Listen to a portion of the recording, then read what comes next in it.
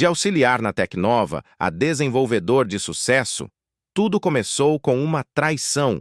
Quando pensei em desistir, descobri a verdade que transformou minha raiva em força para recomeçar. Meu nome é Tiago e eu sou de Campinas, São Paulo, uma cidade que mistura barulho de trânsito com aquele clima interiorano que eu adoro. Sempre fui louco por tecnologia, desde pequeno, quando desmontava os brinquedos eletrônicos do meu irmão para entender como funcionavam. Cresci sonhando em trabalhar na Tecnova, a maior empresa de inovação do Brasil, conhecida por desenvolver apps e gadgets que todo mundo usa. Era tipo um mito para mim. Entrar lá parecia impossível, ainda mais para um cara como eu, que veio de uma família simples, com meu pai motorista de ônibus e minha mãe costurando em casa. Depois do ensino médio, ralei para fazer um curso técnico em TI e depois uma faculdade de sistemas de informação, tudo na base do sacrifício, pegando ônibus lotado e trabalhando meio período numa lan house. Durante anos, ouvia que a Tecnova era uma panela fechada que só entrava quem tinha contatos ou pagava propina, coisa que eu nunca consegui nem sonhar. Mas aí veio a pandemia e tudo mudou.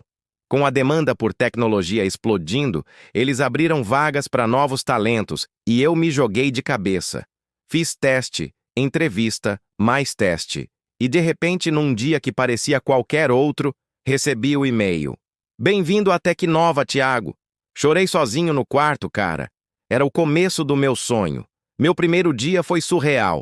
O prédio da Tecnova em São Paulo era um arranha-céu de vidro, com salas cheias de monitores, gente jovem e energética correndo por aí, e uma vibe de startup que me deixou empolgado.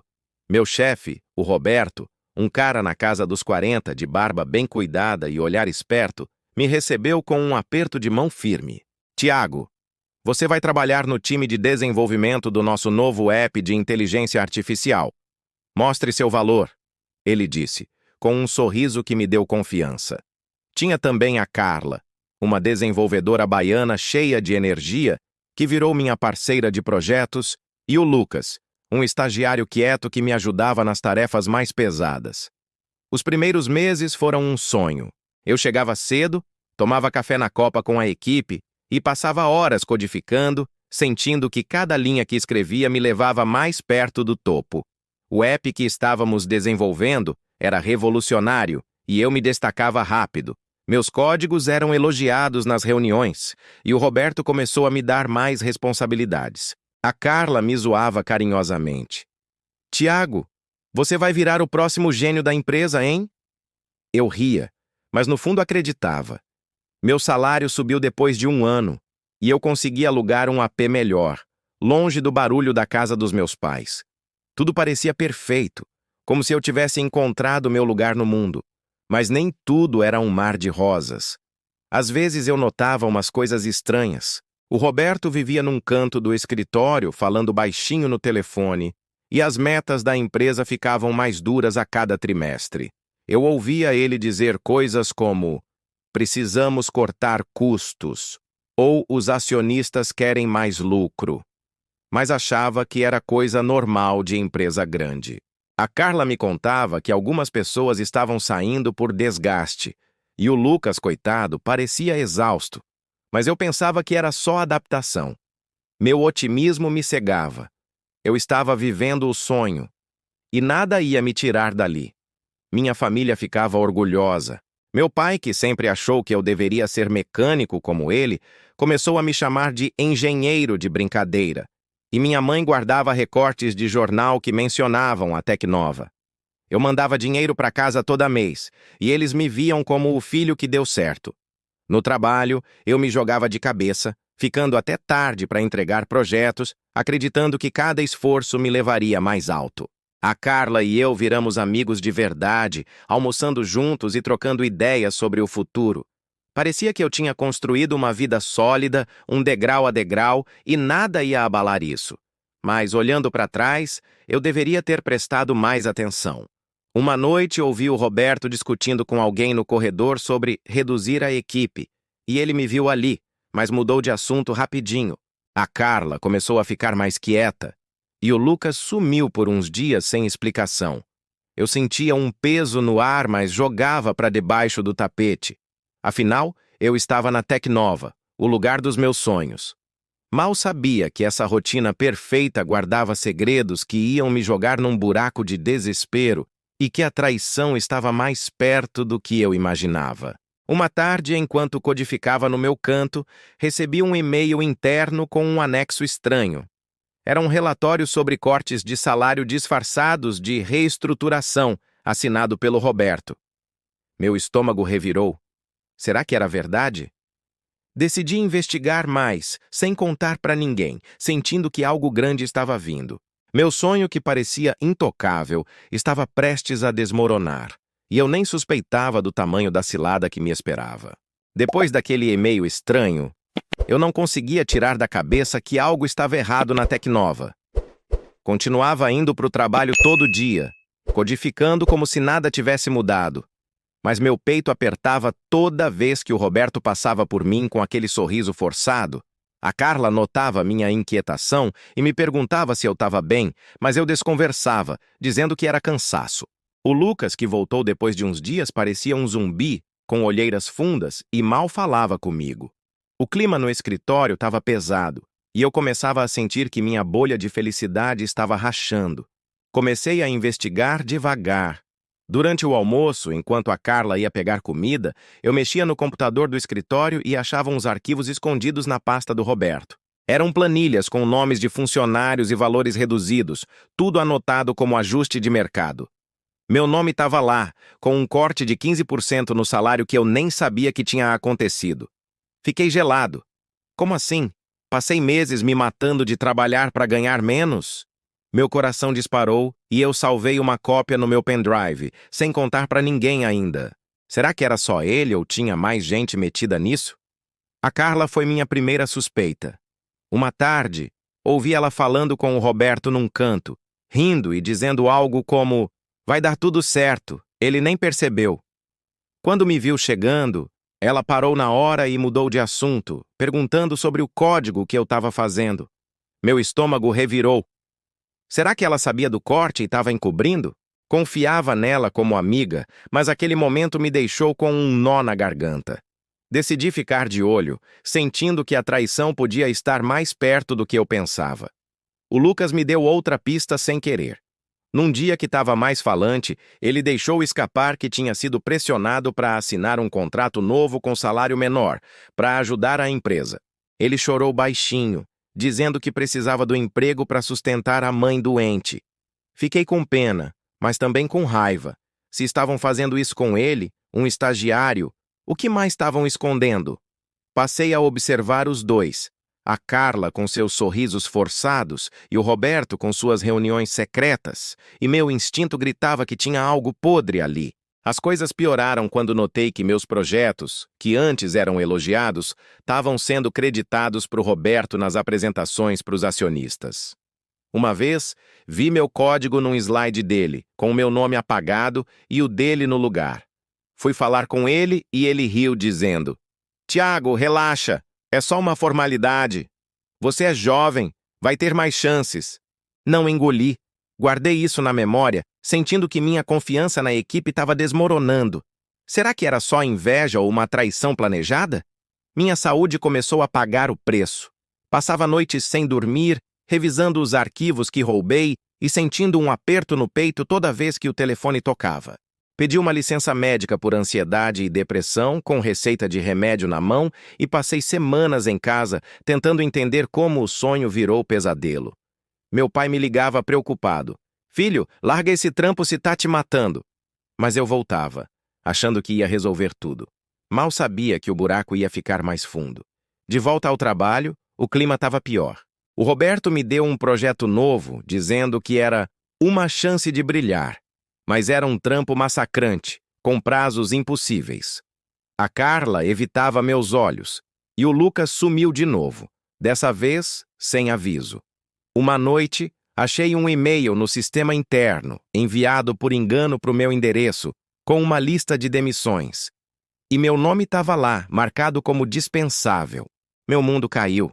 Será que eles estavam me traindo para me jogar fora depois de sugar meu esforço? Decidi confrontar a Carla num intervalo. Você sabia disso tudo? Perguntei, mostrando o e-mail. Ela ficou branca, gaguejou e disse: Tiago, eu não posso falar agora. Meu sangue ferveu. Ela estava envolvida? Passei a noite planejando minha próxima jogada, sentindo que a verdade ia me custar caro, mas que eu precisava descobrir até o fim. O sonho que eu lutei tanto para conquistar estava se transformando num campo minado e eu ainda não sabia o tamanho da explosão que vinha. Depois daquele e-mail com meu nome na lista de demissões, eu não consegui mais dormir direito. Passava os dias no trabalho como um zumbi, codificando no automático, mas minha cabeça estava a mil, tentando juntar as peças. O Roberto me chamava para as reuniões com um tom falso, a Carla evitava me olhar, e o Lucas simplesmente sumiu. Disseram que ele pediu demissão, mas eu não acreditava. Meu instinto me dizia que tinha algo muito maior por trás, e eu precisava cavar fundo para descobrir. Peguei meu pendrive com as provas e decidi arriscar tudo. Numa noite, fiquei até tarde no escritório, fingindo que estava ajustando um código. Quando todo mundo saiu, entrei no computador do Roberto. Ele tinha esquecido a sessão aberta, o que foi minha sorte. Achei uma pasta escondida com e-mails trocados com os acionistas, falando sobre reduzir custos com demissões silenciosas e usar o talento dos novatos até esgotá-los. Meu nome aparecia como exemplo de alguém que deu o que tinha e podia ser descartado. Meu estômago revirou. Eles estavam me usando como um trampo descartável? Salvei tudo, sentindo um misto de raiva e medo. A Carla entrou nisso de forma inesperada. Num dia que ela me chamou para ajudar num bug, vi ela apagando mensagens no celular rapidinho quando eu me aproximei. Confrontei ela na hora. Carla, você tá metida nisso, né? Os cortes, as demissões. Ela ficou pálida, olhando para o chão e confessou baixinho. Tiago, eu não queria, mas o Roberto me pressionou. Disse que se eu não ajudasse, eu seria a próxima. Meu sangue gelou. Minha amiga, que eu considerava quase uma irmã, estava traindo a equipe inteira? Guardei isso, mas a confiança nela acabou ali. O choque maior veio quando achei um vídeo no servidor interno. Era uma gravação de uma reunião secreta, com o Roberto rindo e dizendo para os acionistas: o Tiago é bom, mas ingênuo. Vamos sugar ele até o limite e depois jogá-lo fora. Ele nem vai perceber até ser tarde. Meu coração disparou. Eles estavam planejando minha ruína desde o começo? Passei a noite copiando tudo, tremendo, sabendo que podia ser demitido se me pegassem. Mas algo me dizia que eu precisava expor essa sujeira. Minha saúde desabou de vez. Tive um ataque de pânico no banheiro do trabalho, com o peito apertado e a sensação de que ia desmaiar. Pedi outra licença, dessa vez mais longa, e comecei terapia para lidar com a raiva e a depressão. Meu pai me visitava dizendo: larga essa empresa, Tiago, eles não valem seu suor. Mas eu voltei, determinado a me vingar. Com os arquivos nas mãos, montei um plano. Ia levar tudo para as autoridades e para a imprensa, mas precisava de mais provas. Uma tarde, enquanto revisava os e-mails, achei um recibo de pagamento para uma consultoria externa, e o nome da Carla estava lá, como colaboradora. Ela estava ganhando extra para me sabotar? Confrontei ela num canto do estacionamento, mostrando o documento. Como você pôde? Gritei, e ela caiu no choro, admitindo que precisava do dinheiro para pagar dívidas. Meu mundo desabou. A traição da minha amiga era o golpe final. Decidi que ia acabar com essa história, custasse o que custasse. A reviravolta veio quando o Lucas me contatou por mensagem, dizendo que estava vivo e tinha mais provas. Ele escapou da Tecnova e queria me ajudar a derrubar o Roberto. Marcamos um encontro secreto e ele trouxe documentos que mostravam um esquema de lavagem de dinheiro disfarçado de projetos internos. Meu sangue ferveu. Não era só traição, era crime.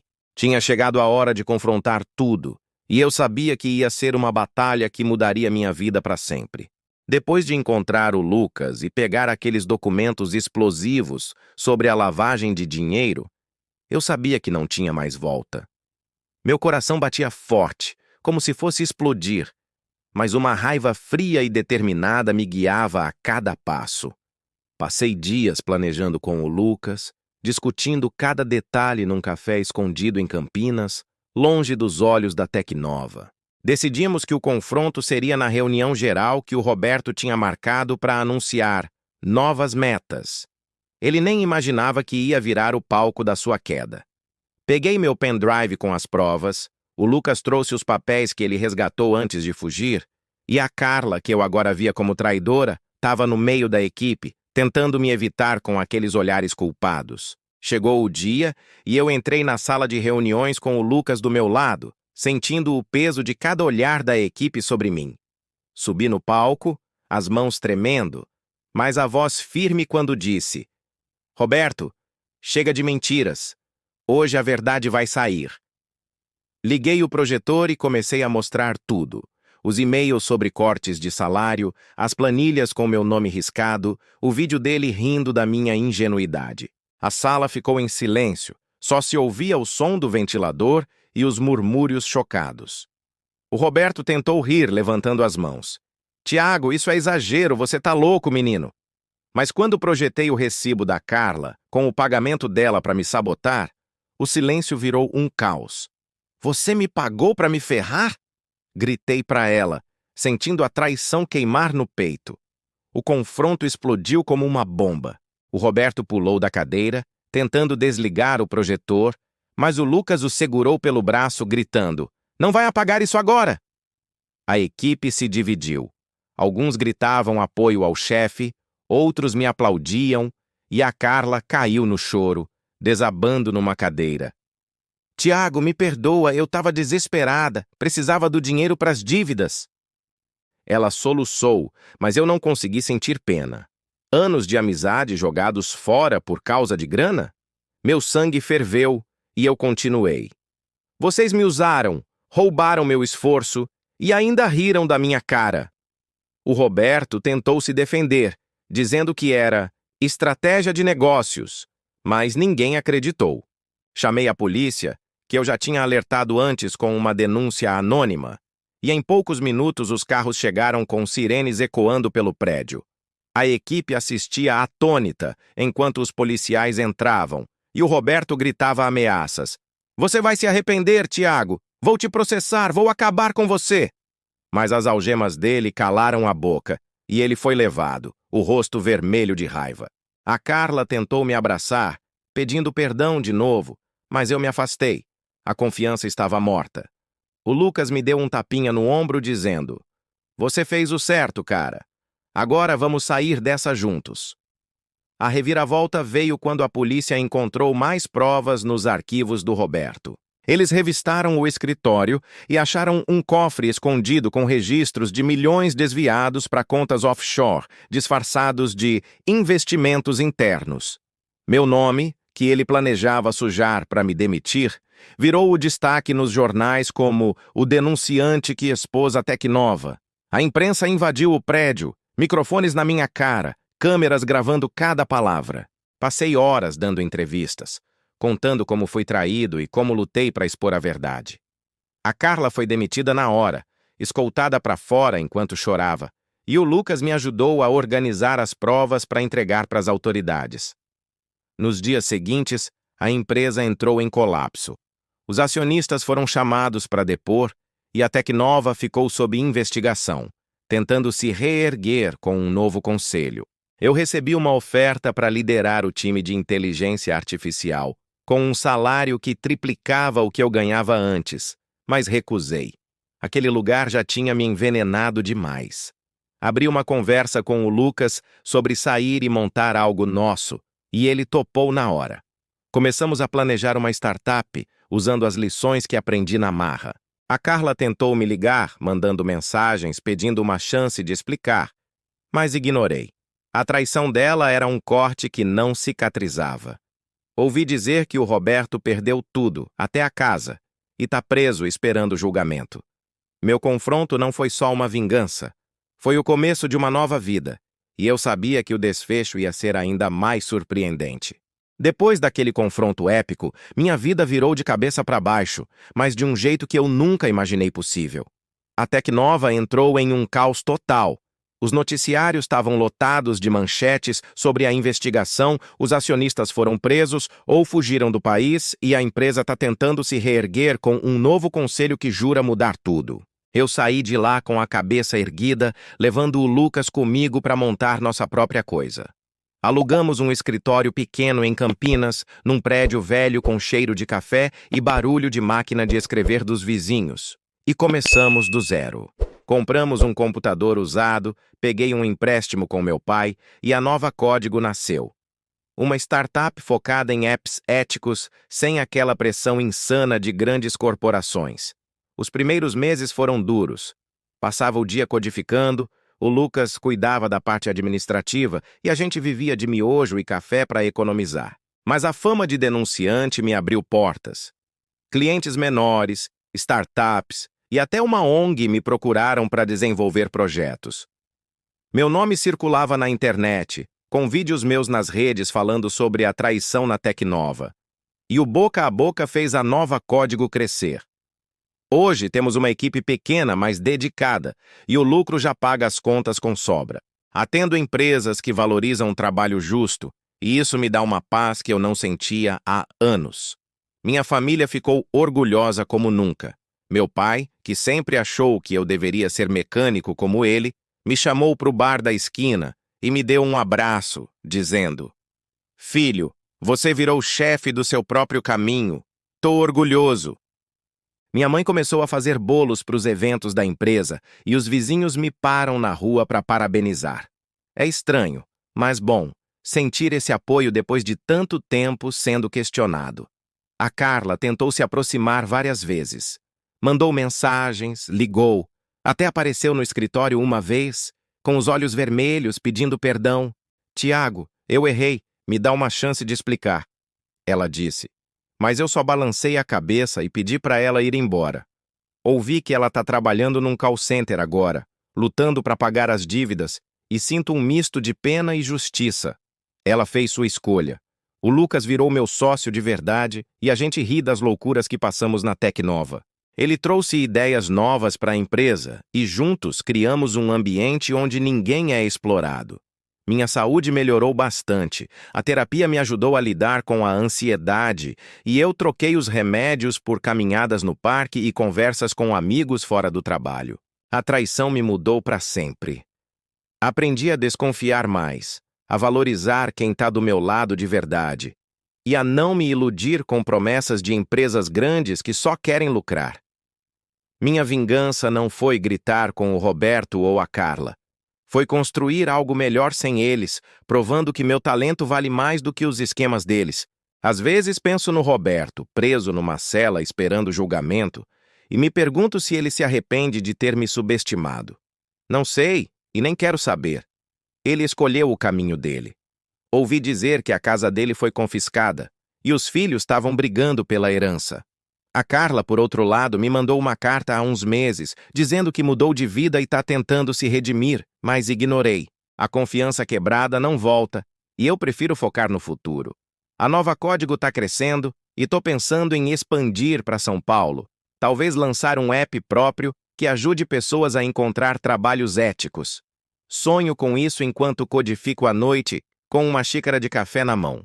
Olhando para trás, vejo que o sonho da Tecnova era uma ilusão que quase me destruiu. A superação veio de enfrentar a traição de frente, de não deixar a depressão me derrubar e de criar meu próprio caminho com as próprias mãos. A lição que levo é clara. Não deixe o trabalho definir quem você é. As empresas podem te explorar, os colegas podem te trair, mas o poder de mudar sua história está dentro de você. Seja resiliente. Busque sua verdade, e o futuro que te prometeram pode ser bem maior do que o que eles roubaram. Hoje, rio do passado, com o meu código, minha equipe e minha liberdade nas mãos, pronto para escrever o próximo capítulo.